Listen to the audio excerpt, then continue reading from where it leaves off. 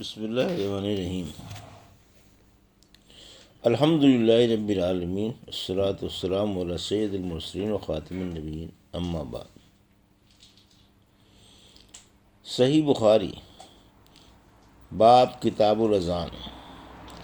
حدیث نمبر 642۔ اگر امام کو تکبیر ہو چکنے کے بعد کوئی ضرورت پیش آئے تو کیا کرے؟ ہم سے ابو معمر عبداللہ بن عمرو نے بیان کیا، کہا کہ ہم سے عبد الوارث بن سعید نے بیان کیا، کہا کہ ہم سے عبدالعزیز بن صہیب نے حضرت انس رضی اللہ عنہ سے بیان کیا۔ انہوں نے کہا کہ نماز کے لیے تکبیر ہو چکی تھی اور نبی کریم صلی اللہ علیہ وسلم کسی شخص سے مسجد کے ایک گوشے میں چپکے کان میں باتیں کر رہے تھے۔ پھر آپ نماز کے لیے جب تشریف لائے تو لوگ سو رہے تھے۔ حدیث نمبر 643۔ تکبیر ہو چکنے کے بعد کسی سے باتیں کرنا۔ ہم سے عیاش بن ولید نے بیان کیا، کہا کہ ہم سے عبد الاعلی نے بیان کیا، کہا کہ ہم سے حمید طویل نے بیان کیا، کہا کہ میں نے ثابت بنانی سے ایک شخص کے متعلق مسئلہ دریافت کیا جو نماز کے لیے تکبیر ہونے کے بعد گفتگو کرتا رہے۔ اس پر انہوں نے انس بن مالک رضی اللہ عنہ سے بیان کیا کہ انہوں نے فرمایا تکبیر ہو چکی تھی۔ اتنے میں ایک شخص نبی کریم صلی اللہ علیہ وسلم سے راستے میں ملا اور آپ کو نماز کے لیے تکبیر کہی جانے کے بعد بھی روکے رکھا۔ حدیث نمبر 644۔ جماعت سے نماز پڑھنا فرض ہے، اور امام حسن بصری نے کہا کہ اگر کسی شخص کی ماں اس کو محبت کی بنا پر عشاء کی نماز باجماعت کے لیے مسجد میں جانے سے روک دے تو اس شخص کے لیے ضروری ہے کہ اپنی ماں کی بات نہ مانے۔ ہم سے عبداللہ بن یوسف تنیسی نے بیان کیا، کہا کہ ہمیں امام مالک نے ابو زناد سے خبر دی، انہوں نے اعراج سے، انہوں نے حضرت ابو ہریرہ رضی اللہ عنہ سے کہ رسول کریم صلی اللہ علیہ وسلم نے فرمایا، اس ذات کی قسم جس کے ہاتھ میں میری جان ہے، میں نے ارادہ کر لیا تھا کہ لکڑیوں کے جمع کرنے کا حکم دوں، پھر نماز کے لیے کہوں، اس کے لیے اذان دی جائے، پھر کسی شخص سے کہوں کہ وہ امامت کرے، اور میں ان لوگوں کی طرف جاؤں جو نماز باجماعت میں حاضر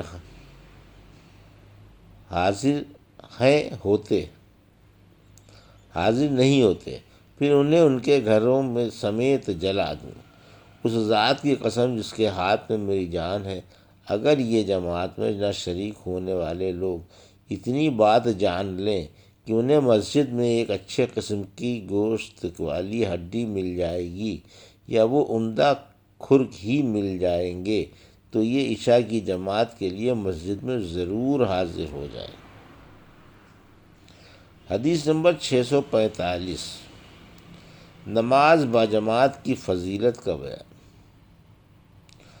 اسود رضی اللہ عنہ سے جب جماعت فوت ہو جاتی تو آپ کسی دوسری مسجد میں تشریف لے جاتے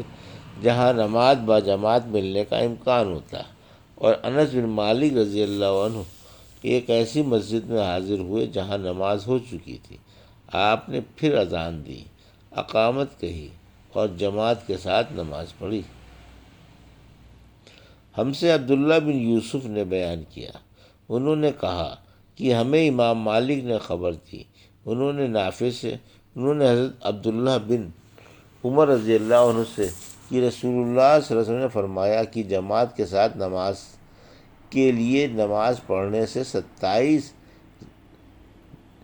جماعت کے ساتھ نماز اکیلے نماز پڑھنے سے 27 درجہ زیادہ فضیلت رکھتی ہے۔ حدیث نمبر 646۔ ہم سے عبداللہ بن یوسف نے بیان کیا، انہوں نے کہا کہ مجھ سے لیث نے بیان کیا، انہوں نے کہا کہ مجھ سے یزید بن حاد نے بیان کیا، انہوں نے عبداللہ بن خباب سے، انہوں نے حضرت ابو سعید خدری رضی اللہ عنہ سے کہ انہوں نے نبی کریم صلی اللہ علیہ وسلم سے سنا، آپ فرماتے تھے کہ جماعت سے نماز تنہا نماز پڑھنے سے 25 درجہ زیادہ فضیلت رکھتی ہے۔ حدیث نمبر 647، اردو ترجمہ۔ ہم سے موسیٰ بن اسماعیل نے بیان کیا، انہوں نے کہا کہ ہم سے عبد الواحد نے بیان کیا، انہوں نے کہا کہ ہم سے اعمش نے بیان کیا،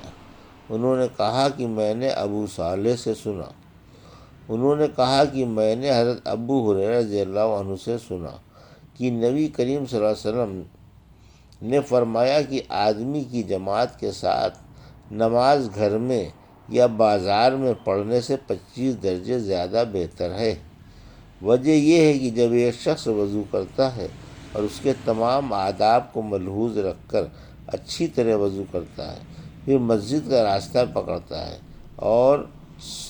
سوا نماز کے اور کوئی دوسرا ارادہ اس کا نہیں ہوتا، تو ہر قدم پر اس کا 1 درجہ بڑھتا ہے اور 1 گناہ معاف کیا جاتا ہے، اور جب نماز سے فارغ ہو جاتا ہے تو فرشتے اس وقت تک اس کے لیے برابر دعائیں کرتے رہتے ہیں جب تک وہ اپنے مصلی پر بیٹھا رہے۔ کہتے ہیں اے اللہ اس پر اپنی رحمتیں نازل فرما، اے اللہ اس پر رحم کر، اور جب تک تم نماز کا انتظار کرتے رہو گے یا تم نماز ہی میں مشغول ہو۔ حدیث نمبر 648،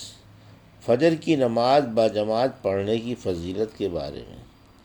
ہم سے ابو الیمان نے بیان کیا، انہوں نے کہا کہ ہم سے شعیب نے بیان کیا، انہوں نے کہا ہم سے زہری نے بیان کیا،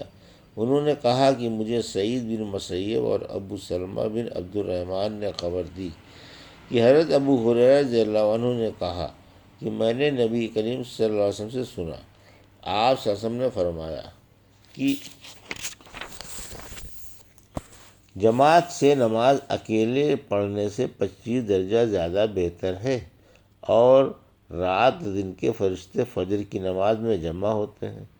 پھر ابو ہریرہ رضی اللہ عنہ نے فرمایا کہ اگر تم پڑھنا چاہو تو سورہ بنی اسرائیل کی آیت پڑھو، ان قرآن الفجر کان مشہودا، یعنی فجر میں قرآن پاک کی تلاوت پر فرشتے حاضر ہوتے ہیں۔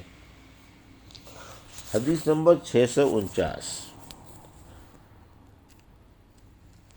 شعیب نے فرمایا کہ مجھ سے نافع نے ابن عمر رضی اللہ عنہ کے واسطے سے اس طرح حدیث بیان کی کہ جماعت کی نماز اکیلے کی نماز سے 27 درجہ زیادہ فضیلت رکھتی ہے۔ حدیث نمبر 650، ہم سے عمر بن حفص نے بیان کیا، کہا مجھ سے میرے باپ نے بیان کیا، کہا کہ ہم سے اعمش نے بیان کیا، کہا کہ میں نے سالم سے سنا، کہا کہ میں نے ام درداء سے سنا، آپ نے فرمایا کہ ایک مرتبہ ابو درداء آئے، بڑے ہی خفا ہو رہے تھے۔ میں نے پوچھا کہ کیا بات ہوئی جس نے آپ کو غضبناک بنا دیا؟ فرمایا خدا کی قسم، حضرت محمد صلی اللہ علیہ وسلم کی شریعت کی کوئی بات اب میں نہیں پاتا سوائے اس کے کہ جماعت کے ساتھ یہ لوگ نماز پڑھ لیتے ہیں۔ حدیث نمبر 651، ہم سے محمد بن علاء نے بیان کیا، کہا کہ ہم سے ابو اسامہ نے برید بن عبداللہ سے بیان کیا، انہوں نے ابو بردہ سے،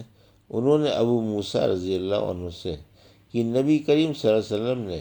فرمایا کہ نماز میں ثواب کے لحاظ سے سب سے بڑھ کر وہ شخص ہوتا ہے